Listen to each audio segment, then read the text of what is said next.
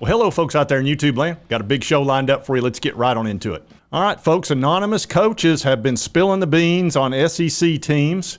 And actually, when it comes to Tennessee, they're not a big fan of Joe, it looks like. We're going to talk all about that, but we're going to talk about all the teams because they pretty much got to squawking about all of them. So this will be pretty interesting. Now, I also wanted to tell you, I told you yesterday I would try out a new training device for golf. Now, if you're not into golf, skip the next like 30 seconds or something here. But if you're interested in this, I'm going to tell you about this device that I tried, and I discussed it yesterday. And that's this little device right here. It's called the straightaway system. You put it on the club itself so you can actually hit balls with it. And the way it works is when you take the club back, the line that is on that device will line up with the club that you put at your feet. And a lot of you that have practiced any golf at all, and if you're practicing with a purpose, you put a club or a directional stick, kind of looks like this, or you can use a golf club too. You put it down right at your feet, right at your toes. Then when you bring this device back, it should line up perfectly with this. And here's a picture that kind of shows you what I'm talking about. And I actually did this in here in my little studio. But it gives you an idea. What it does, it gives you feedback and lets you know if you're taking the club back correctly. Because if you don't take the club back correctly right off the bat, you're going to play bad golf. That's just the way that it is. So anyway, I found the device very helpful, and it's something that I've been working on for about 30 years is a one-piece move where you take the club back with your shoulders, not your hands, not doing all that manipulation, and it allows the club to go straight back and get on a perfect line. And if you do that at the first part of your swing, everything else kind of falls into place. But if you do that incorrectly right off the bat, if you go in, especially if you go inside, most amateurs love to jerk that club inside, you're doomed. Because what you're going to do is come over the top of it. And then you're going to hit that slice, or you might hit a dead pull. But it's just a really bad way to play golf. So this device was and I'm not a sponsor for this device, so this is just me talking to you as a golfer. But it's $79, and it's the David Ledbetter straightaway system, and it gives you great feedback. It's actually worth the money. So I told you I'd tell you if it was, and it's worth $79. It really is. Now, for me, it confirmed what I have kind of known for all this time. I just wasn't sure exactly why it worked really well. It's just something I'd been working on because every time I did that correctly, I hit the ball well. But now it just confirms exactly where you are, and you'll get that positive feedback. And again, that's practicing with a purpose. If you're just going out there and beating golf balls on the range, you're kind of wasting your time. But if you practice with a purpose, you'll play better golf. So anyway, this device is well worth it. So anyway, if you're interested in getting one, it's David Ledbetter straightaway system. So I've wasted enough of your time. Boy, that escalated quickly. I mean, that really got out of hand fast. Let's get into the football. And this is on 247 by Brad Crawford. And I believe I featured him some of his articles before, and he's pretty darn good. And this came from Lindy Sports. And all of these coaches, they were assured they'd be anonymous. And, if you want them to ever speak to you again, you better keep them anonymous.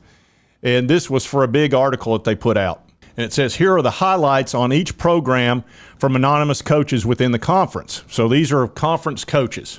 And this is about, let's start out with Missouri. It said, Missouri's program is hot and cold. 1 week they're ice cream. The next week they're milk. What does that even mean? That doesn't make sense. I guess he's saying they're just up and down. They never really, in the last decade, done what they did under Gary Pinkel, and that's win the East Division back-to-back. It says one of the most difficult teams to project, assume Missouri's strength is its defense. And, yeah, their defense was pretty good last year, but Missouri is all over the map. I mean, you just don't know what you're going to get. They almost beat Georgia last year with that. Their defense is pretty darn good. Now, look, the Vols didn't have any trouble with them, but the Vols didn't have a lot of trouble with most defenses. But Missouri's one of those tricky little teams. They can sneak up and get you if you're not careful with them, but they're not really anything to worry too much about. Now, here's where they're talking about the Vanderbilt Commodores. It talks about Lee, who's the head coach, said he did a good job getting to 5-7 last year. And look, Florida beat Kentucky and Florida. So that's a successful season for Vanderbilt, any way you slice it. It says the anonymous coach said they play together, not flashy. They're starting to show some improvement. They're representing the school well. Said if you beat Kentucky or Tennessee every 3 or 4 years, they should name the Radio Music City Hall after Lee. But nobody takes them too seriously except, again, Kentucky and Florida. Now let's talk about the Wildcats. Says this coach said they'll be what they've been on defense, and they're kind of known for that. On offense, Stoop has managed it pretty well, but their quarterback, Will Levis, is hard to replace. I didn't think he played well at all last year, and I know he had some injuries, and the offensive line wasn't great. And that's really what killed him more than anything. They couldn't run the ball. If you'll remember in 2021, they ran the ball beautifully against the Vols, but everybody did. But they didn't in 2022, and we absolutely spanked them. It was awful. But it said Devin Larry is a gamer, and yes, he'll be a good quarterback in the SEC. They've been a little too conservative. Said Liam Cohen brings a lot to the table. I believe he was the old OC, and they brought him back. Said since Kentucky seized one of the top quarterbacks, that could be real helpful to them. We'll see how they do. Mississippi State. This is going to be a tough one. Says, I say this respectfully, but I say it factually. I don't think they will be as good without Mike Leach. Mike did a phenomenal job. I think that coaching change will have the most dramatic effect. And I think most coaches think that. Of course, they do have Will Rogers, who's a very good quarterback. I don't know if they're going to be I guess they'll be transitioning from the air raid system to a pro style, and that's going to be tough. They're going to miss Mike. Now we're going to talk about the Ole Miss Rebels and my buddy Lane Kiffin, and your buddy too, I'm sure. Listen to this crap. Lane Kiffin is the most brilliant play caller and offensive strategist in the league when he does it. If Lane is calling plays and doing all the game planning, Ole Miss could win 8 or 9 games. If not, they'll win 6 or 7. Well, what's going to happen when he starts talking to another team about taking the head coaching job and totally destroys the team chemistry, which is what he did last year when they started out 8-1 and then lost, 5 of the last 6 or whatever the crap it was, because he was over at Auburn doing this. Oh, are you going to pay me $9 million, are you? Oh, I want $9 million. What a bunch of crap. Anyway, he is a good coach. He's just not faithful. Anyway, it talks about how he used the transfer portal, and he did a good job with transfer portal. He's always going to be tricky to deal with. Now, the Arkansas Razorbacks. Says former defensive coordinator Barry Odom did a remarkable job. He did more with less, as good as anybody in the league on the other side of the ball. And now he's gone. How the new guy does, we'll see. It'll be interesting. He's a rah-rah guy. Don't know what they'll do on defense. So that doesn't sound good at all. So Arkansas, I don't know. Everybody was high on them for a while. Now the Auburn Tigers, got to talk about Hugh Freeze. Says Auburn has a depleted roster, very depleted, particularly on the line of scrimmage. Well, you don't need a good line of scrimmage in the SEC, do you? Look, they're in a total rebuild. Brian Harsin didn't do a good job recruiting, you think? He might have been the worst hire in SEC because he was not a good fit. They rebuilt their offensive line in the portal, added a couple of important pieces, etc. They're going to struggle. I think they'll be okay long term, but they're going to struggle this first year. Now Shane Beamer at South Carolina. About South Carolina, I also think losing Freddie Kitchens on the staff is a big blow.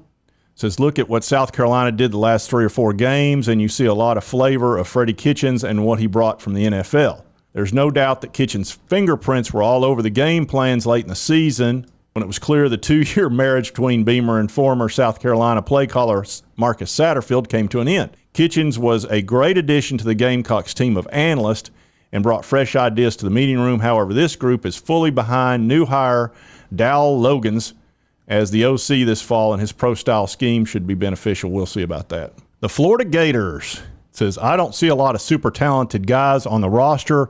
Richardson was a freak show.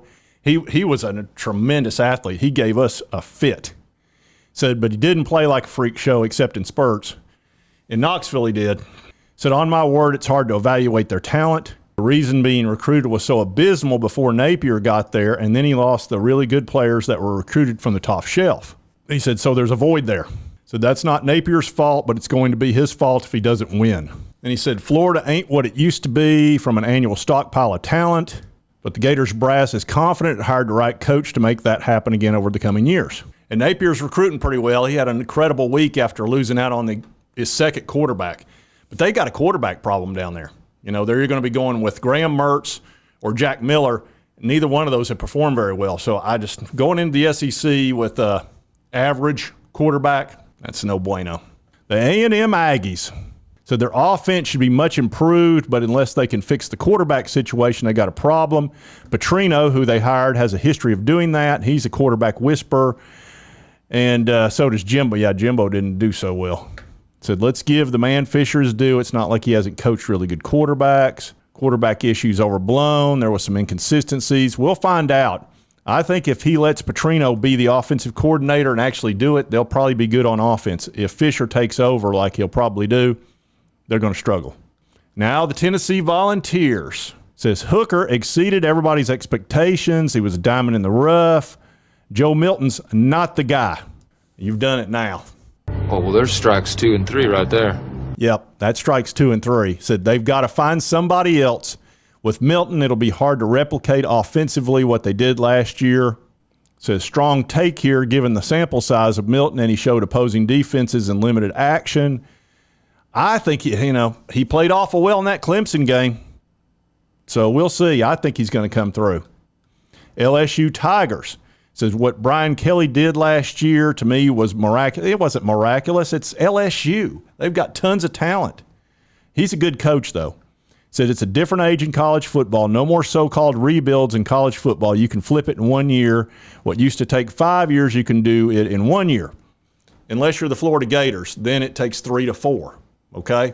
Don't get on Billy Napier. If he has a losing season this year and next year, he needs 4 years, okay? So that's how it works. Anyway, LSU they're fine. They've got tons of talent and a good coach. They're going to be good. Now the Georgia Bulldogs. Says this coach said, I think Georgia will miss Stetson Bennett. His leadership, the guy was so confident. The kids believed in him. I think they're going to miss him too, and they're going to miss that offensive coordinator too. Says anytime you got a new quarterback and he gets in trouble, players will say he doesn't do it like Stetson did it. So it's really up to the quarterbacks and the new offensive coordinator they brought in, which is Bobo. He's pretty good, but he's not Todd Monken level. He's just not. Todd Monken's a great offensive coordinator. Alabama. My Alabama Crimson Tide. Said on Tyler, this is pretty juicy. Said on Tyler Buckner, here's my opinion. I actually think they're bringing him in because someone's going to transfer and they'll need a backup who they can plug in and win if needed. If Alabama was looking for a starting quarterback, this is the best guy they can find, ? Said there's got to be a better quarterback out there if you're looking for a starter. So they're wearing them out about the same thing. They brought in, of course, a new offensive coordinator and defensive coordinator because they lost 2 games last year. And when you lose 2 games in Bama land, woo, I'm surprised Saban didn't fire himself. So they just cleaned house as far as coaching goes. But when you're spoiled rotten, you do stuff like that. So anyway, I thought that would be pretty interesting to go through what these anonymous coaches, and look, if you don't keep it anonymous, they're not going to just tell you what they really think. And so it sounds like they don't believe in Joe Milton, that we're going to have to supposedly replace him. We'll see. I think the guy's going to do well, but, proof's in the pudding. And Alabama, they do have a quarterback problem. Florida's got a quarterback problem. Look, a lot of teams have that issue, and it's tough going in. Look, they got bigger issues than we do. I can promise you that. So we'll see how it all plays out. But I thought that'd be fun to see what those guys say behind the scenes. And if you like this content, be sure to hit that like button. Let's be able to continue to cover the Vols and the SEC and all this good stuff. If you've not subscribed, it's on your right, my left. Just hit that little button. I'd appreciate it. And right over here is my most recent video. Be sure to check that out. YouTube thinks you'll love it. And we'll see you next time on Sports Talk Jay.